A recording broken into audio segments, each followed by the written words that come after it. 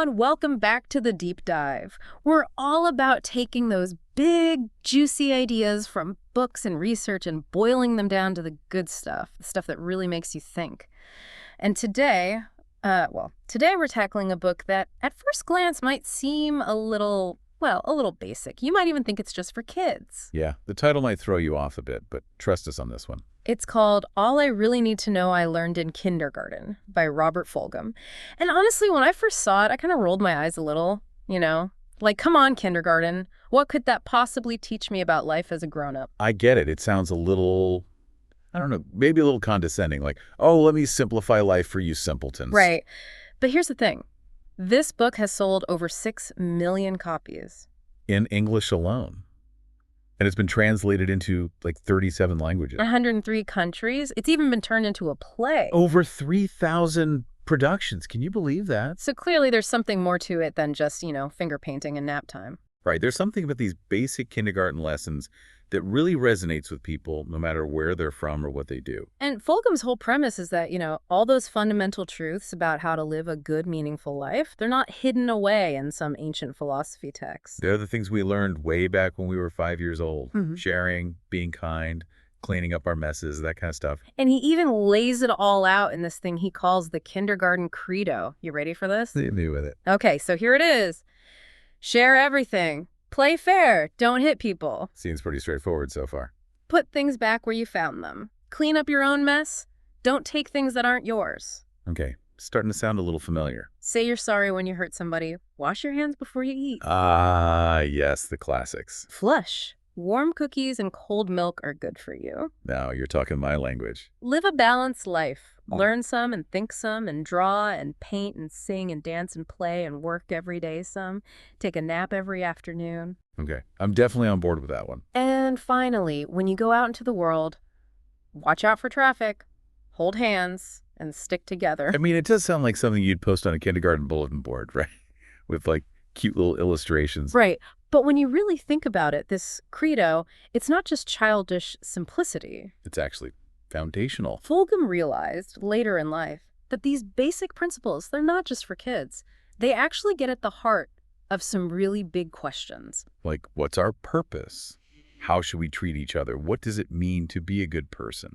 And he really emphasizes that it's not enough to just know these rules. You have to actually live them. It's about putting those kindergarten lessons into practice every single day, no matter how old you are or what you're doing. Because knowledge without action, it's like a car without an engine. It looks nice, but it won't get you anywhere. Right. It's not just about understanding the concept of sharing. It's about actually sharing your toys with your little brother, even if you really, really want to play with that fire truck yourself. And it's not just about knowing it's wrong to hit.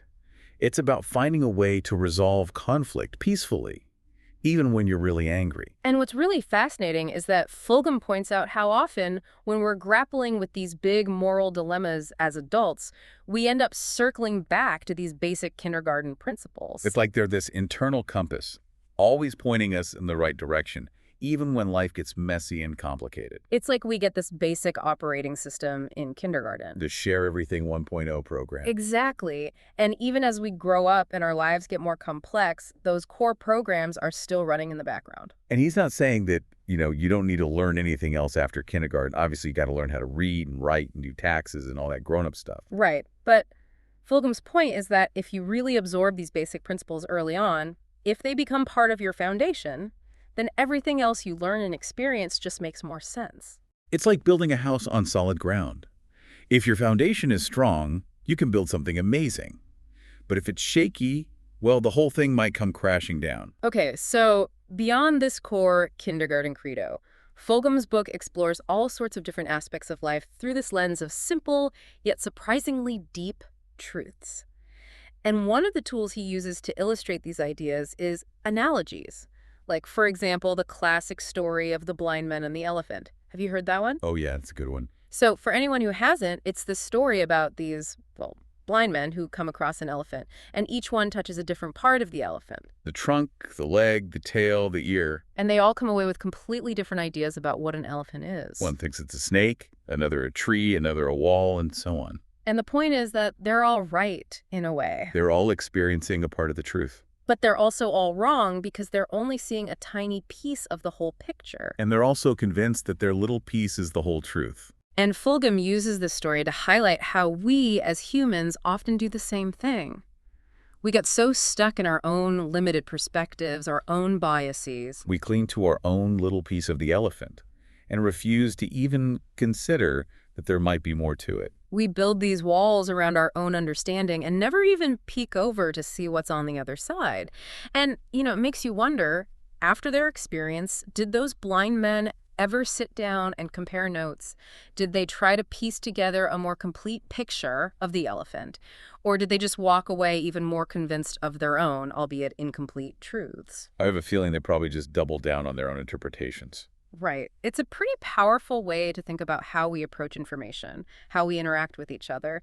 How often do we get so entrenched in our own way of seeing things that we completely miss out on other valid viewpoints? For those listening, think about a recent disagreement you had with someone. Were you maybe too focused on your own part of the elephant? Exactly. Were you so sure you were right that you didn't even try to understand where the other person was coming from? It's something to think about. Now, Fulghum also uses some more, let's say, whimsical scenarios to get his point across. Like, for example, the story of the spider and the human. This one's always a favorite of mine. Oh yeah, the spider story. Classic Fulghum. So imagine this. You've got this ordinary, middle-aged spider. Just living her best life, spinning her web, catching flies. And suddenly this giant human stumbles into her web. Like, imagine you're a spider and a bus just crashes into your living room. Right, it's complete chaos. And Fulghum describes this human as, like, a frenzied moving haystack, a huge piece of raw but painted meat. It's hilarious, and the best part is the spider isn't, like, terrified. She's more like annoyed. Right, she's thinking, where is this thing going, and what on earth is it going to do when it gets there? Like, she's more concerned about the logistics of the situation than the sheer terror of it. And meanwhile, the human, the neighbor lady in this case, is freaking out, thinking it's some kind of poisonous monster. It's this great contrast in perspectives. And Fulghum points out that if this spider survives this encounter, she'll have quite the story to tell. The one that got away, that was this big. It's this brilliant way to show how different creatures, and by extension, different people, can experience the exact same event in totally different ways. Our perceptions are shaped by our own experiences, our own fears, our own expectations. And it's a reminder that there's always more than one way to see things, and sometimes the spider's view might be just as valid as the human's. And speaking of spiders, Fulghum also has this really interesting take on the classic nursery rhyme, the itsy bitsy spider. Yeah, I love this one. It's like, who knew you could find such deep meaning in a children's song? But he really unpacks this insightful message about perseverance and resilience. It's kind of amazing that this little rhyme has been around for so long. Why do we keep singing it to our kids, And Fulghum suggests it's because it captures this fundamental truth about life. The spider keeps trying to climb up that water spout. Yeah. He faces challenges, he gets knocked down. The rain washes him out. But he never gives up. He just keeps trying again, maybe a little wiser each time. And it's this perfect metaphor for how we all face setbacks in life. We get knocked down, but we got to pick ourselves up and keep climbing. Dust yourself off and try again. Yeah. Maybe with a slightly different approach this time. Right. It's like the itsy bitsy spider is our little resilience coach. And that ties in nicely with another one of Fulghum's short pieces, the one about the child and the puddle. Oh yeah, that one was powerful. So picture this. You've got this kid who's just dying to jump in a puddle. It's a perfect puddle, nice and muddy. But the mom is like, no puddles. Instant shutdown. And Fulghum uses this image to talk about the simple joys of childhood, those things that we, as adults, often lose sight of. We get so caught up in being responsible, in keeping things clean and orderly, that we forget to embrace the spontaneous fun. We step around the puddle because we don't want to get our shoes dirty. But maybe, just maybe, we're missing out on a little bit of magic. Right. Maybe we're failing a test of our ability to still be open to those childlike pleasures. It's something to think about, isn't it? Yeah. How many metaphorical puddles are we avoiding in our own lives? Absolutely. Now, Fulghum also tells some really heartwarming stories, like the one about Eli Angel, the shoemaker. This guy was like the epitome of kindness. He was this quiet, unassuming man, but he had this incredible impact on his community. He helped so many people, especially immigrants who were new to the country. He gave them guidance, support, whatever they needed. And he did it all without ever seeking any recognition. He genuinely believed that doing good deeds was its own reward. And his community recognized him as a true tzaddik, a righteous person. They called him Eli Angel because that's what he was to them. And his funeral, it was packed. People from all over came to pay their respects. It's a reminder that even small acts of kindness can have a huge ripple effect. And that there really are angels among us, quietly making the world a better place. And Steve, another one of Fulgham's anecdotes that really stuck with me was the one about the game of hide and seek. Oh, yeah, hide and seek. That takes me back. So he tells this story about a kid who was really good at hiding. Like, too good. He'd hide so well that no one could ever find him. And then he'd get mad that no one found him. Right. It's like, dude, you were hiding in the attic. What did you expect? And Fulghum uses this story to talk about the balance between hiding and seeking in life. You got to put yourself out there, be vulnerable, let people find you. But you also got to be willing to seek out connection, to look for the people who are hiding.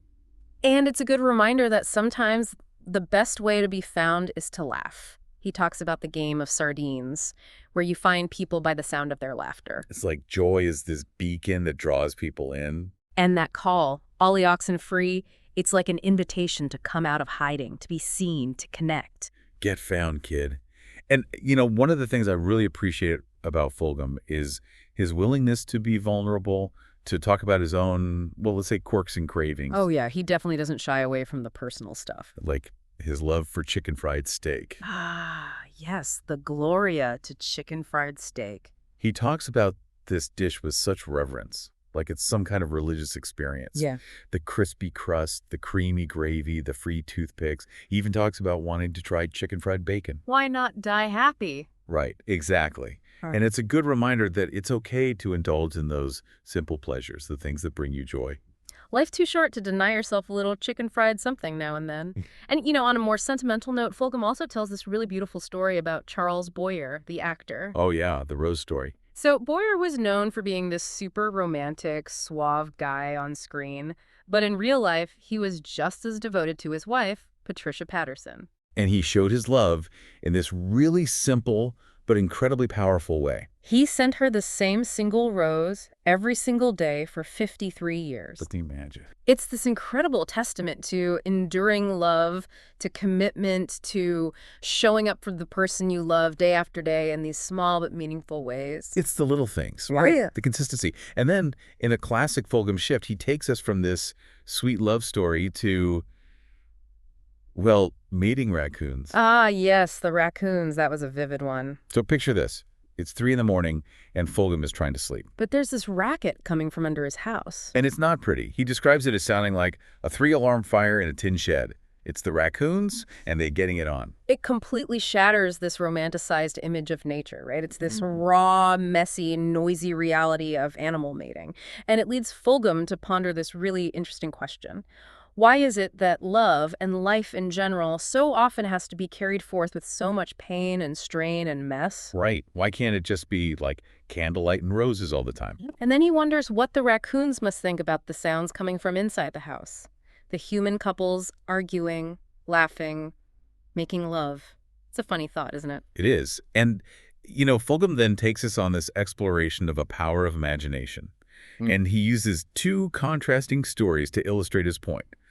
The story of Larry Walters, the lawn chair pilot, and the story of the Montgolfier brothers, the pioneers of hot air ballooning. Yeah, that was a really fascinating juxtaposition. So Larry Walters, this guy was like the ultimate dreamer. He attached a bunch of helium balloons to a lawn chair and just floated up into the sky. He got up to like 16,000 feet. Crazy, right?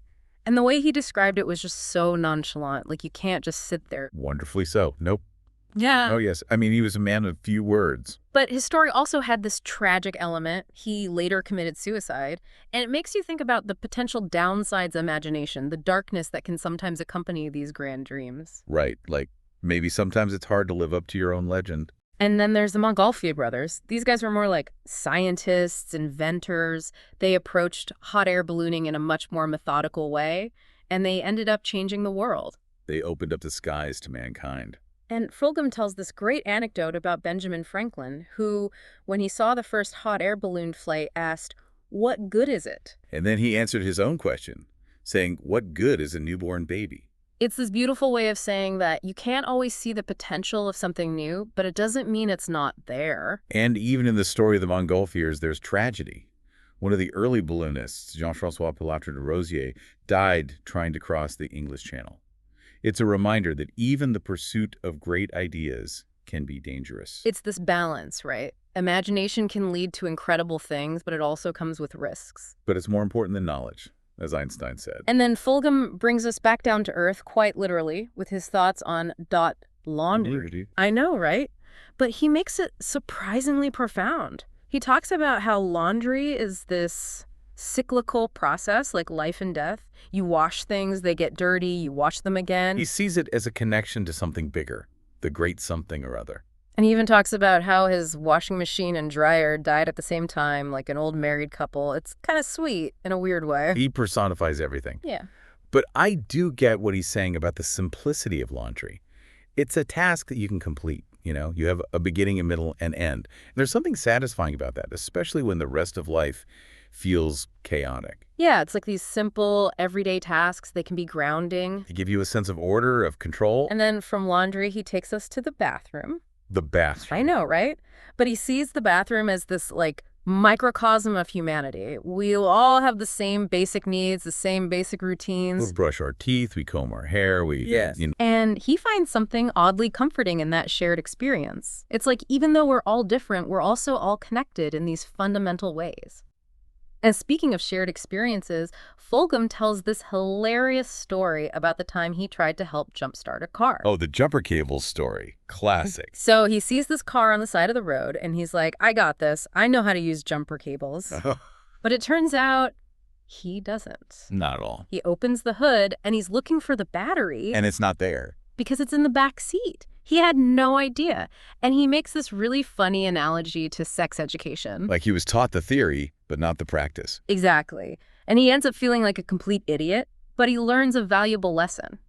Even when you have the best intentions, sometimes you got to admit that you don't know what you're doing. Ask for help, read the instructions, whatever it takes. Right. Don't be afraid to look at the fool. And then he tells the story about his time in seminary. He was studying to be a minister. A minister. That's interesting. But his dean, this really wise guy, told him he needed some real-world experience. So Fulghum went out and got a job as a bartender. A bartender. That's quite a change. Right. But it turned out to be an incredible learning experience. He spent 3 years listening to people's stories, their joys and sorrows, their hopes and fears. He got a crash course in humanity. And when he went back to seminary, his dean told him, Fulghum is not as good as he thinks he is.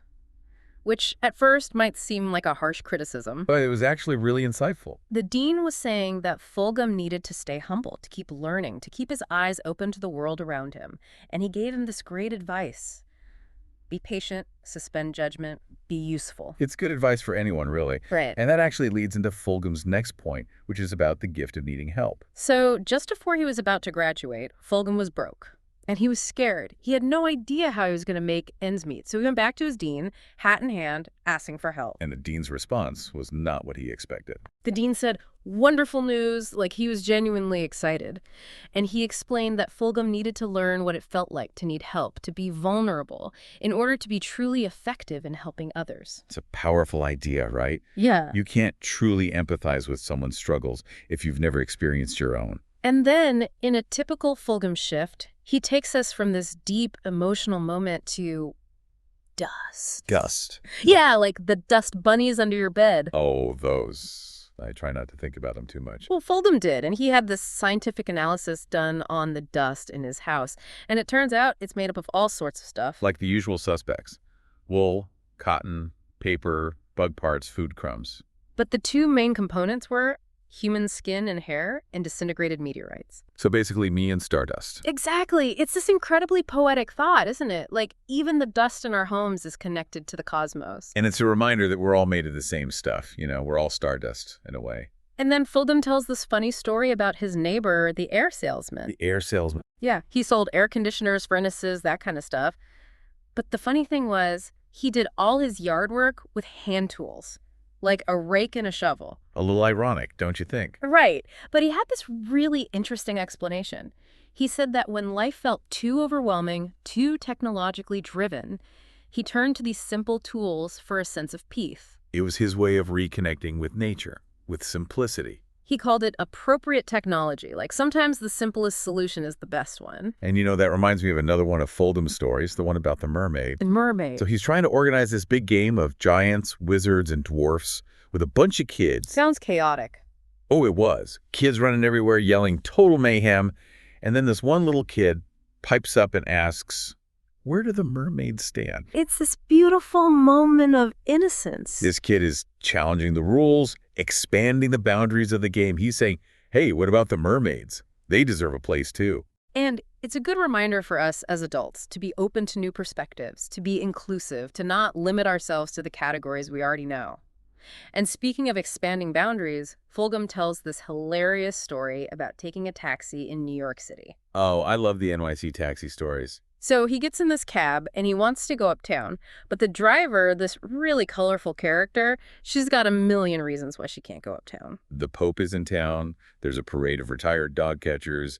Jesus himself is blocking traffic. It's just one excuse after another, and it's clear she's just messing with him. But she's happy to take him downtown as far as he wants to go. And she explains that she stays in New York because there are just too many things you should have done a long time ago. And then she complains about having a bad day and refuses a $20 tip.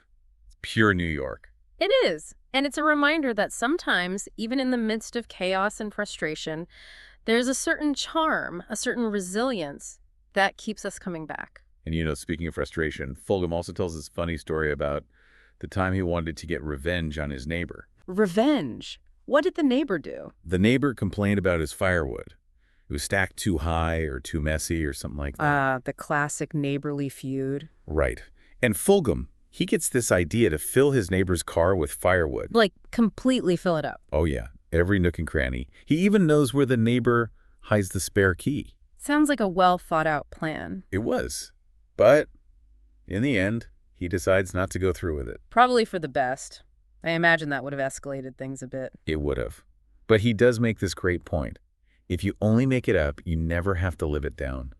Sometimes just imagining the revenge is enough. And Fulghum also takes us to some really unexpected places, like Weiser, Idaho. Weiser, Idaho. Not exactly the cultural hub of the world. Right. But it turns out, once a year, Weiser hosts the Grand National Old Time Fiddlers Contest. It's a big deal. Huge. People come from all over to compete. And Fulghum describes this amazing scene of cowboys and hippies and everyone in between, all united by their love of fiddling. And the only thing that matters is the music. And he tells the story about the judges being sequestered in a separate room so they can't see the contestants. They can only hear the music. So it's a pure judgment of talent. No biases. And Fulghum ends up standing out in the moonlight, surrounded by all these people making music. And a local cop, who's also playing banjo, says to him, sometimes the world seems like a fine place, don't it? It's this beautiful moment of community, of shared joy.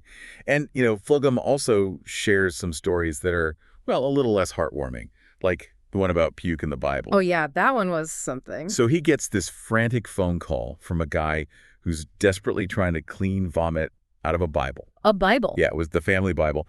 And the backstory is this guy had a party, and one of his guests, got a little too enthusiastic with the refreshments. And the Bible happened to be in the trajectory of the dot expulsion. It was a mess. Yeah. And the guy tried everything to clean it up, but nothing worked. So he buried it. Buried the Bible. I know, right? And he never told his mother. It's like some secrets are just too heavy to carry. And Fulghum's response to this guy is just brilliant.